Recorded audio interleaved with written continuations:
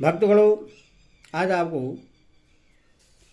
देवी भागवत 9वें स्कंद में तुलसी को स्वप्न में शंखचूड का दृश्य, ब्रह्मा जी का शंखचूड था तुलसी को विवाह के लिए आदेश देना, यह कथा आपको सुनाऊंगा। आप ध्यानपूर्वक सुने। श्री नारायण बोले, हे नारद, एक समय की बात है, वृक्षध्वज की 9 यौवन संपन्न कन्या तुलसी अत्यंत संतुष्ट एवं प्रसन्नचित्त होकर शयन कर रही थी।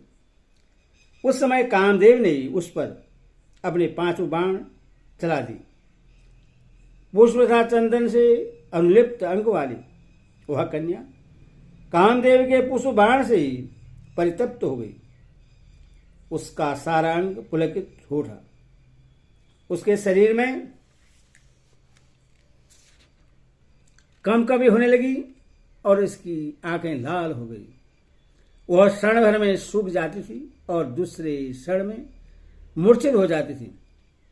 पुनः क्षण भर में उद्गीन हो उठती थी और फिर क्षण भर में सुखदायक तंद्रा से युक्त हो जाती थी। और क्षण भर में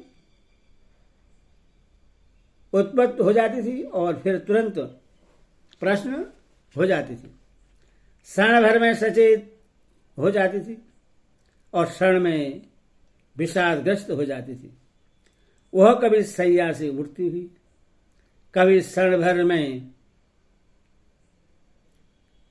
पास में ही टहलती हुई, क्षण भर में उद्वेगपूर्वक घूमती हुई और क्षण भर में बैठती हुई दिखाई पड़ती थी और फिर क्षण भर में ही अत्यंत उद्विग्न होकर अपनी सैया पर पुनः सो जाती थी।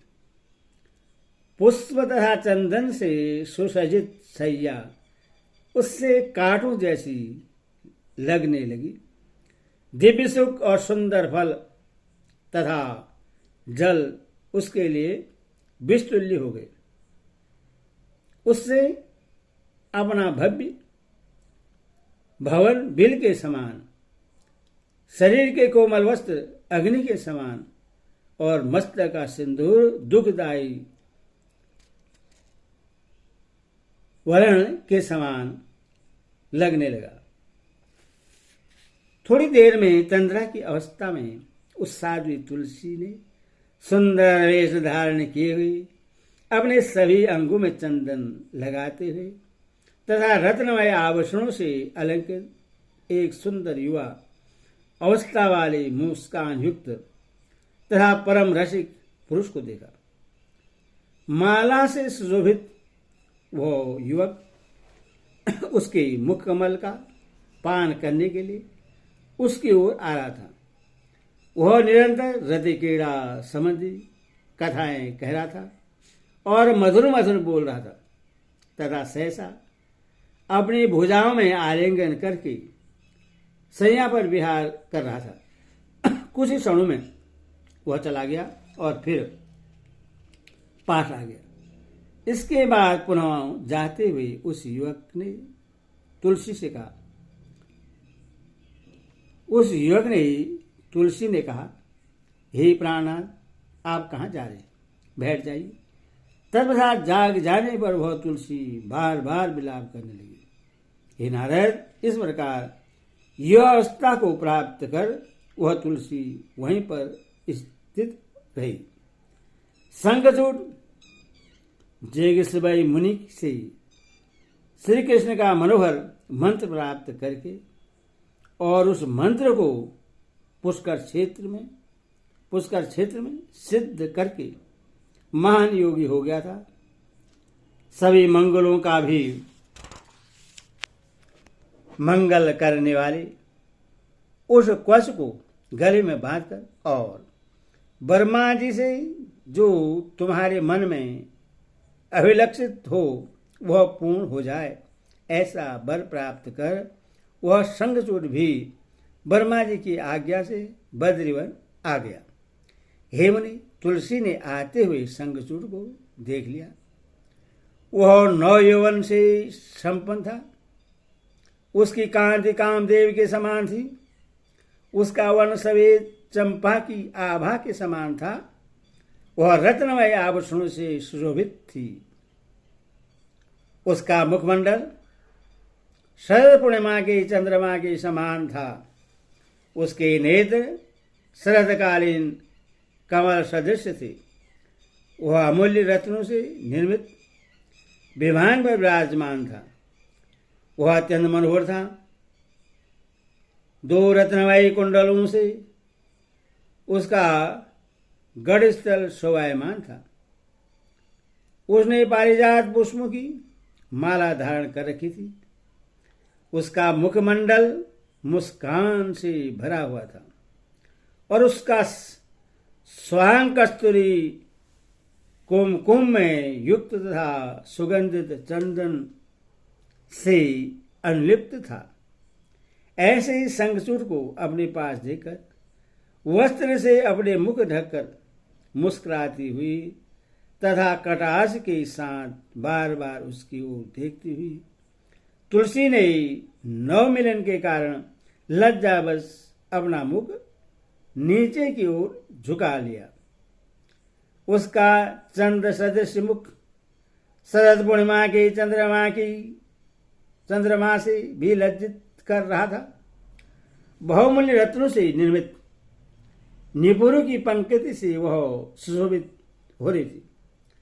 सर्वोत्तम मणि से निर्मित तथा सुंदर शब्द करती हुई करधनी से वह सुशोभित हो रही थी।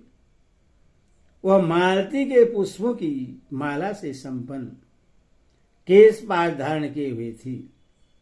उसने बहुमूल्य रत्नों से बने हुए मकराकृत कुंडल अपने कानों में धारण कर रखे थे। चित्रमय 2 कुंडलों से उनका गढ़स्थल सुशोभित था। सर्वोत्तम रत्नों से निर्मित हार के द्वारा उसके वक्षस्थल का मध्य भाग उज्जवल दिखाई दे रहा था। रत्नमय कंकण की ओर शंख आदि आभूषणों से यह सुशोभित था, शोभित थी। रत्न जटित दिव्य अंगूठियां उनकी अंगुलियों को सुशोभित कर रही थी। ऐसा दिव्य रमणीय सुशील सुंदर तथा साध्वी तुलसी को देखकर वह शंखचूड़ उसके पास बैठ गया और मधुर वाणी में उससे कहने लगा, शंखचूड़ बोला, हे माननीय, हे कल्याणी, हे सर्व कल्याणदायिनी, तुम कौन हो और किसकी कन्या हो? तुम समस्त स्त्रियों में धन्य तथा मान्य हो।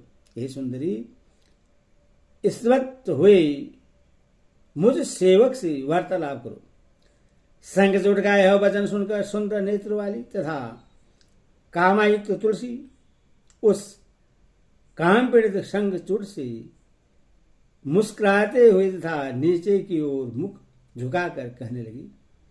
तुलसी बोली, मैं धर्मध्वज की पुत्री हूं और इस तपोवन में तपस्या करने के निमित्त एक तपस्विनी के रूप में रह रही हूं। आप कौन हैं? आप यहां से सुखपूर्वक चले जाइए। श्रेष्ठ कुल में उत्पन्न पुरुष उच्च कुल में उत्पन्न किसी अकेली साध्वी कन्या के साथ एकांत में बातचीत नहीं करते। ऐसा मैंने श्रुति में सुना है। तुलसी बोली, मैं धर्मध्वज की पुत्री हूं और इस तपोवन में तपस्या करने के निमित्त एक तपस्विनी के रूप में रह रही हूं। आप कौन हैं? आप यहां से सुखपूर्वक चले जाइए। श्रेष्ठ कुल में उत्पन्न पुरुष उच्च कुल में उत्पन्न किसी अकेली साध्वी कन्या के साथ एकांत में बातचीत नहीं करते। ऐसा मैंने श्रुति में सुना है। जो नीच कुल में उत्पन्न है तथा धर्मशास्त्र के ज्ञान से वंचित है तथा जिससे श्रुति का अर्थ सुनने का कभी अवसर नहीं मिला, उस दुराचारी व्यक्ति ही कामासक्त होकर पर स्त्री की कामना करता है। स्त्री ऊपर से बड़ी मधुर दिखाई देती है किंतु सदा अभिमान में चूर रहती है। पुरुष के लिए विनाशक होती है। वह विष से परिपूर्ण ऐसे घट के सदृश होती है। जिसके मुख पर अमृत लगा हुआ हो, स्त्री का हृदय छुरे की धार के समान तीक्ष्ण होता है, किंतु ऊपर से वह सदा मधुर बातें करती है। स्त्री अपना ही प्रयोजन सिद्ध करने में सदा तत्पर रहती है। अपने कार्य की सिद्धि के लिए ही वह स्वामी के बस में रहती है, अन्यथा वह सदा बस में न रहने वाली है। स्त्री का हृदय अत्यंत दूषित रहता है और उसका मुखमंडल तथा नेत्रों से सदा प्रसन्नता झलकती रहती है। श्रुतियों तथा पुराणों में जिन स्त्रियों का चरित्र अत्यंत दूषित बतलाया गया है, बुरे विचार वाले व्यक्ति को छोड़कर ऐसा कौन विद्वान तथा बुद्धिमान होगा जो उन पर विश्वास कर सकता है। उनका कौन शत्रु है और कौन मित्र। ये नित्य नए नए पुरुषों की कामना करती हैं। वे किसी भी सुंदर वेश युक्त पुरुष को देखकर उससे मन ही मन चाहने लगती हैं।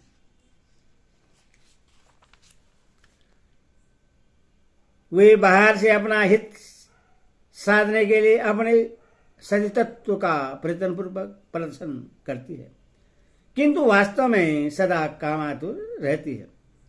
मन को आकृष्ट करने वाली वे स्त्रियां कामदेव का आधार स्तंभ होती हैं। स्त्री बाहर से छलपूर्वक अपने को वासना वृत्ति से रहित दिखाती हुई अपने प्रेम को संतप्त करती है, किंतु मन में समागम की अभिलाषा रखती है। वह बाहर से अत्यंत लज्जित दिखती है, किंतु एकांत में अपने प्रेमी के साथ हास परिहास करती है। रति का संयोग न मिलने पर मान्य स्त्री कुपित हो जाती है और कलह करने लगती है।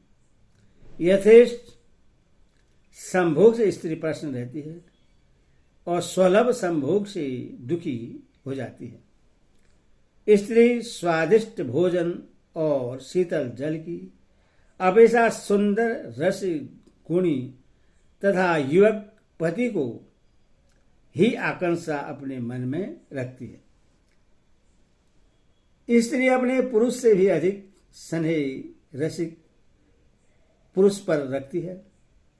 वह संभोग में कुशल प्रेमी को अपने प्राणों से भी अधिक प्रिय समझती है। स्त्री वृद्धता संभोग करने में अक्षम पुरुषों को शत्रु के समान समझती है और वह अत्यंत कुपित होकर उस पुरुष के साथ सदा कलह करती रहती है। जिस प्रकार सर्प चूहे पर झपटता है, उसी प्रकार स्त्री वैसे पुरुष को बात बात पर खाने दौड़ती है। नारी दुस्साहस की मूर्ति तथा सर्वथा संपन्न दोषों की आश्रय स्थली है। ब्रह्मा विष्णु शिव आदि देवताओं के लिए भी स्त्री दुसाध्य है। मोह स्वरूपिणी नारी तपस्या के मार्ग में अग्लान दंड के समान और मोक्ष के द्वार पर कपाट के समान बाधक होती है। वह भगवान की भक्ति में बाधा डालने वाली तथा सभी प्रकार की माया की पिटारी है। वह संसार रूपी कारागार में सदा जकड़े रखने के लिए जंजीर के समान है। स्त्री इंद्रजाल स्वरूप तथा स्वप्न के समान मिथ्या कही गई है। इसलिए ब्रहा सौंदर्य तो धारण करती है, किंतु इसके भीतर अंग अत्यंत दूषित रहते हैं। स्त्री का शरीर विष्टा मूत्र पीप आदि का आधार मलयुक्त सुगंधित दोष से परिपूर्ण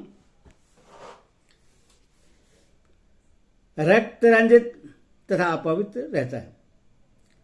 पूर्व समय में ब्रह्मा ने स्त्री का सर्जन मायावी पुरुषों के लिए माया स्वरूपिणी के रूप में, मोक्ष जनों के लिए विश्व स्वरूपिणी के रूप में तथा उसकी कामना करने वालों के लिए अदृश्य रूपिणी के रूप में किया था। हे नारद, उस शंखचूड़ से ऐसा कहकर जब तुलसी चुप हो गई तब उसने हंसकर कहना आरंभ किया। शंखचूड़ बोला, हे देवी, तुमने जो कुछ कहा है वह सब असत्य नहीं है, किंतु आप मुझसे जो कुछ सत्य और कुछ असत्य के विषय में सुन लीजिए। विधाता ने सबको मोहित करने वाला नारी रूप वास्तविक और अवास्तविक दो प्रकार से रचा है। वास्तविक रूप प्रशंसनीय और दूसरा रूप निंदनीय है। लक्ष्मी, सरस्वती, दुर्गा, सावित्री, राधा आदि आगा शक्तियां सृष्टि की सूत्र रूपा है। इन्हीं की सृष्टि का प्रारंभ हुआ है। इन देवियों के अंश से प्रकट स्त्री रूप वास्तविक कहा गया है। वह श्रेष्ठ यशोरूप तथा समस्त मंगलों का कारण है। सदरूपा देवती, स्वधा, स्वाहा, दक्षिणा, छायावती, रोहिणी, वराणी, शची, कुबेर की पत्नी, अदिति, दिति, लोपामुद्रा, अनुसुईया, कोठवी, तुलसी, अहिल्या, अरुंधति, मैना, तारा, मंदोदरी, दमयंती, वेदवती, गंगा, मनसा, पुरुष्टि, तुष्टि, स्मृति, मेधा, कालिका, वसुंधरा, षष्ठी, मंगलचंडी, धर्मपत्नी, मूर्ति, स्वस्ति, सदा, शांति, क्रांति, शांति, निद्रा, तंद्रा, यूथा, पिपासा, संध्या, दिवा, राति, संपत्ति, धीर्ति, कीर्ति, क्रिया, शोभा, प्रभा और शिवा, ये देवियां जो स्त्री रूप में प्रकट हुई है, ये प्रत्येक श्रेष्ठ मानी गई है। जगदम्बा की कला के कलांश से उत्पन्न जो स्वर्ग की दिव्य अप्सराएं हैं, उन्हें अप्रस्त तथा संपूर्ण लोगों में पुष्पचली रूप कहा गया है। स्त्रियों का जो सत्य प्रधान रूप है वही सर्वदा समीचीनी है। अपने प्रवाह के कारण वही उत्तम तथा स्वादि स्वरूप स्त्रियां संपूर्ण लोगों में प्रस्थित हैं। उन्हीं को वास्तव रूपा कहना चाहिए, ऐसा विद्वान पुरुष कहते हैं। रजोरूप और तमोरूप की कलाओं के भेद से अनेक प्रकार की स्त्रियां प्रसिद्ध हैं। रजोगुण का अंश जिनमें प्रधान है वे मध्यम श्रेणी की हैं और वे भोगों में आसक्त रहती हैं। मुख सुख भोग के वशीभूत होकर वे सदा अपने ही कार्य में संलग्न रहती है। वे कपटित, मोहकारिणी तथा धर्म के अर्थ में प्राण मुक्त रहती है। अतः रजोगुण प्रधान स्त्री में साध्वी भाव कभी नहीं उत्पन्न हो सकता। विद्वान लोग इससे स्त्रियों का मध्यम रूप कहते हैं। तमोरूप दुनिवाच्य है। बुद्धिमान पुरुष ने इस रूप को अधम कहा है। हे देवी, तुमने जो कहा है कि उत्तम कुल में उत्पन्न विद्वान पुरुष निर्जन, जलविहीन तथा एकांत स्थान में किसी परिस्थिति से कुछ भी नहीं पूछता है, यह तो उचित ही है। किंतु हे शोभने, मैं तो इस समय ब्रह्मा की आज्ञा से ही तुम्हारे पास आया हूं और गर्भ विवाह की विधि के अनुसार तुम्हें पत्नी रूप में ग्रहण करूंगा। देवताओं को संतुष्ट करने वाला शंखचूड़ मैं ही हूं। मैं धनुवंश में उत्पन्न हुआ हूं।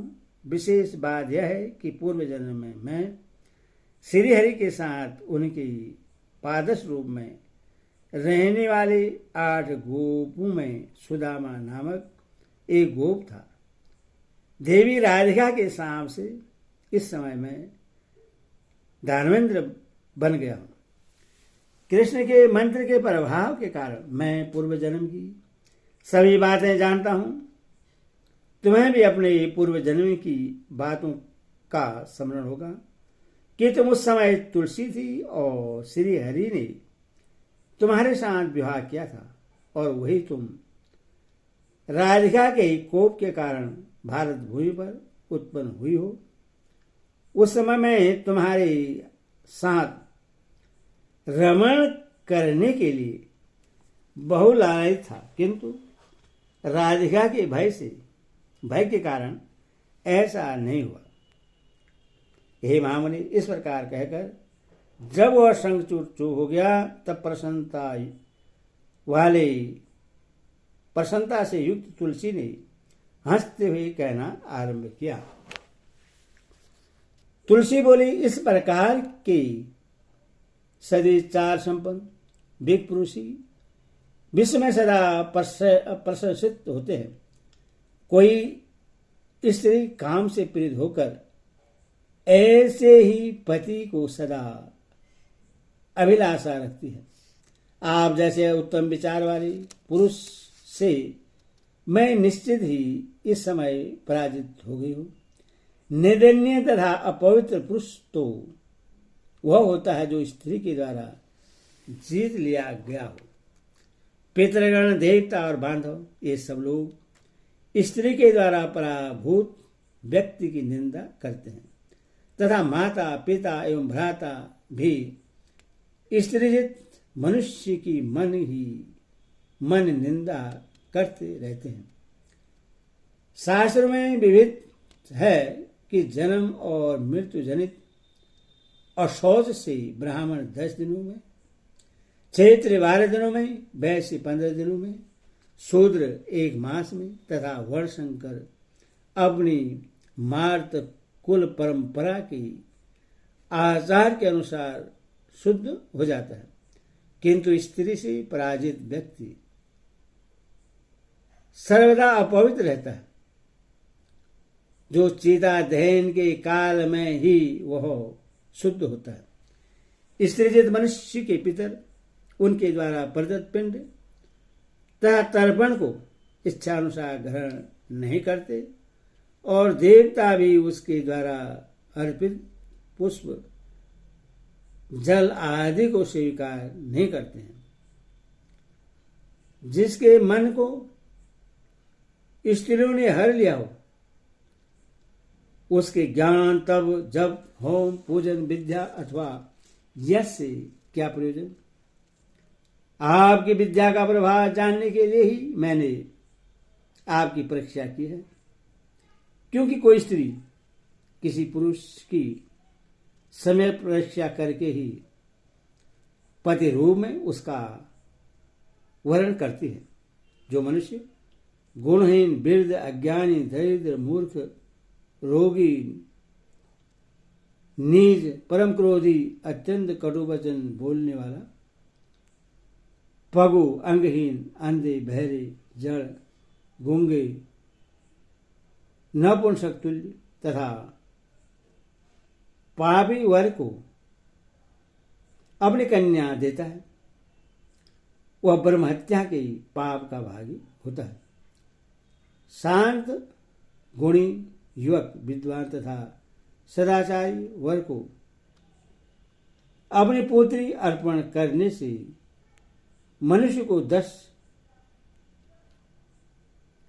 यज्ञों का फल प्राप्त होता है।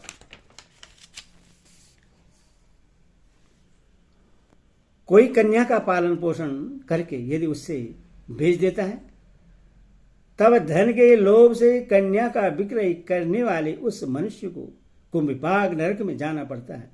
वहां पर वह पापी भोजन के रूप में कन्या के मल मूत्र का ही भक्षण करता है और 14 इंद्रियों की स्थिति प्रयत्न कीड़े तथा कौवे उससे नोचते रहते हैं।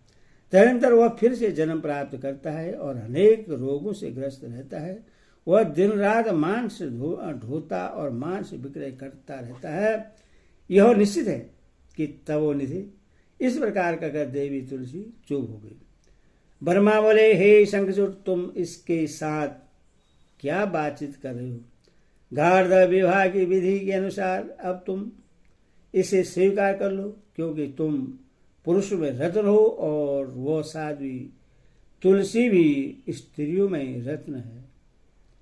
एक परवीण स्त्री का एक परवीण पुरुष के साथ सहयोग बड़ा कल्याणकारी होता है। हे राजन, निर्बाध तथा दुर्लभ सुख को पाकर भला कौन उसका त्याग करता है? जो मनुष्य विरोध रहित सुख का त्याग कर देता है वह पशु है, इसमें संदेह नहीं है। इसके बाद ब्रह्मा जी ने तुलसी से कहा, हे सती, तुम ऐसे गुणी और समस्त देवताओं, असुरों तथा दानवों का दमन करने वाले पति की क्या परीक्षा ले रही हो? इस प्रकार विष्णु के पास लक्ष्मी, श्री कृष्ण के पास राधिका, मुझ ब्रह्मा के पास सावित्री, भगवान श्री के पास भवानी, भगवान वराह के पास धरा, यज्ञ के पास दक्षिणा, अंतर के पास अनुसुईया, नल के पास दमयंती, चंद्रमा के पास रोहिणी, कामदेव के पास साध्वी रति, कश्यप के पास अदिति, वशिष्ठ के पास अरुंधति, गौतम के पास अहिल्या, कर्दम के पास देवती, बृहस्पति के तारा, मनु के पास शत्रुपा, यज्ञ के पास दक्षिणा, अग्नि के पास स्वाहा, इंद्र के पास शची, गणेश के पास पुष्टि, स्कंद, कार्तिकेय के पास देवसेना और धर्म के पास साध्वी मूर्ति पत्नी रूप से प्रतिष्ठित है। उसी प्रकार तुम भी शंखचूड की सौभाग्यवती पीढ़ी बन जाओ और हे सुंदरी, अपने इस सुंदर प्रियतम के साथ विभिन्न स्थानों पर अपनी इच्छा के अनुसार निरंतर विहार करो। अंत में तुम गोलोक में पुनः भगवान श्री कृष्ण को तथा वैकुंठ में चतुर्भुज श्री विष्णु को प्राप्त करोगे। इति श्रीमद्देवी भागवत महापुराण षष्ठादश संहितानां नवस्कन्धे अंग सुदेनम सह तुलसिया संग संगति वर्णि नाम 12 अध्याय। हरि ओम।